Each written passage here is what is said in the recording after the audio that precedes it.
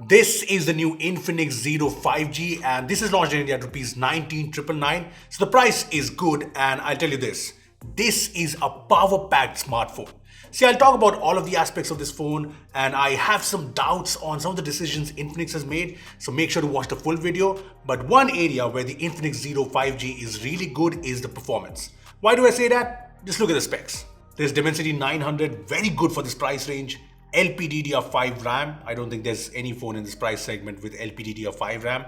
And there's UFS 3.1 storage. Again, not something I've seen in this price range.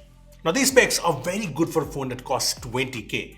To give you an idea, the Dimensity 900 can go up to 2.4 GHz. It has these capable Cortex A78 cores, the Mali G68 GPU, and this is a chipset that I've usually seen in the 25k segment. So at this price, it's actually great.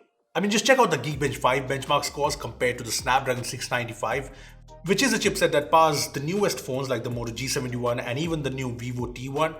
As you can see, the Dimensity 900 is actually ahead. Now here are the AnTuTu scores, and again the Dimensity 900 is just better. It's a pretty big difference here, be it in terms of CPU, GPU, UX. In fact, you can also see the difference the speedy LPDDR5 RAM makes in this memory score. The G71 with its LPDDR4X RAM is fine, but it's nowhere close to the Infinix Zero speeds. The UFS 3.1 storage is also a big deal in this price range. Here's a comparison of the storage speeds of the Infinix Zero, which has UFS 3.1, versus the Xiaomi 11i, which has UFS 2.2 storage, and again, you can see the difference. Now these benchmarks are good and I've been trying out this phone for the past few days and this just feels like a very fast and responsive phone. You know how when you start using a phone and you just know that this is going to be a nice, snappy phone? I got that feeling with the Infinix Zero. It's still early to judge, but there's no lag anywhere. Everything works nicely, be it multitasking, app launching. Gaming is great too. The max graphics support in BGMI is HDR Ultra.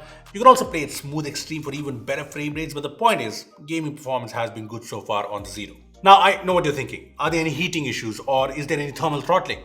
Well, I haven't come across any heating issues at all. And as for CPU throttling, I ran the CPU throttling test app. In the 15-minute test, we got this. Yes, no thermal throttling detected. That is great. I also did a more intensive test with threads set to 50 and the time set to 30. And this is the result I got. The Infinix Zero throttled to 87% of its max performance, which is again very good. Look, you know what? I have zero doubts on the Infinix Zero's performance so far, but let's take a look at the other aspects of this phone. So the Infinix Zero comes in a black and an orange variant, and you'll notice the merged camera bump. Yeah, this does remind me of the Find X3, but that's fine. Now the back is plastic on both these phones. On the black variant, it looks like glass and it's a big fingerprint magnet. However, the orange variant has a leather-like finish and it's unique if you ask me in a world full of boring looking phones. I mean, this is a beautiful finish. Again, zero doubt. The texture makes it grippy and nice. The golden frame goes with the whole look. And all in all, it just feels very premium in the hands. I like this, but what do you guys think of this leather-like finish? Good or meh? Comment down below. Apart from that, the fingerprint scanner is on the power button here and it works fine. There's a dual SIM plus micro SD dedicated slot and the headphone jack and the single speaker at the bottom. Yeah, there's no stereo speakers here. On the front, you get this display, and honestly, I would have liked an AMOLED over a 120Hz LCD, but I think Infinix went with this to cater more to gamers. Anyway, the LCD here is an LTPS panel, which is set to bring richer colors, more contrast, and be more efficient than usual LCDs. Now, this display is good here, quality-wise. It's sharp and fairly vibrant, and when it comes to display protection, it uses NEG's Dino-Rex T2X1 glass protection. Now, there are a couple of things to note. The brightness is not the best at 500 nits, but the bigger problem, if you ask me, is the lack of wide L1 support. Yes, as you can see, the phone has the L3 license, so there's only SD playback in apps like Netflix and Prime Video, which is definitely an issue, especially on a phone at this price. As for the camera setup, the Infinix Zero is obviously not a camera-centric phone, but as you can see, there's the 48 megapixel main camera, quad LED flashes, but I think the most interesting choice is the telephoto lens. The Zero skips on the ultra-wide-angle sensor and instead brings a telephoto/portrait sensor with 2x optical zoom and 30x digital zoom. Now, in my brief usage so far, the main camera takes fairly good photos. There is a slight yellow tone in some shots, but other than that, in good light, it takes sharp and well-exposed shots. In low light, it's kind of decent. The details are kind of low, but other than that, the photos look fine. As for the telephoto lens, the 2x shots look kind of average. I mean, whenever I took a 2x shot, I always felt it was oversaturating things and it was not as sharp as I'd like. Even in the portrait mode, there's lack of detail and there's just oversaturation.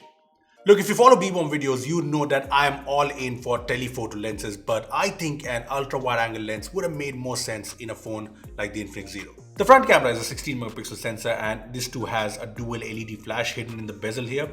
Anyway, here are some selfies from the phone to give you a better idea. When it comes to software, there's Infinix's XOS on top of Android 11 and the device we have is still stuck on the November security patch, and that's weird because it's February now. Now, Infinix has confirmed the Android 12 update for the Zero 5G, but there's no word on the long-term support. Anyway, XOS is a feature-packed OS, so you get all the functionality and there aren't any shady features, but there are a lot of Infinix apps, a lot. Also, the UI is in need of a revamp if you ask me, especially with the outdated icons and colors all around, and you get these notifications. Yeah, Infinix needs to fix these. The battery on this phone is a 5000 mAh battery and you get this 33-watt charger in the box. Lastly, when it comes to connectivity, the Zero 5G has 13 5G bands, making it a proper 5G phone.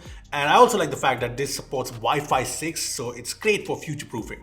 Also, if you're wondering, the phone does have carrier aggregation support.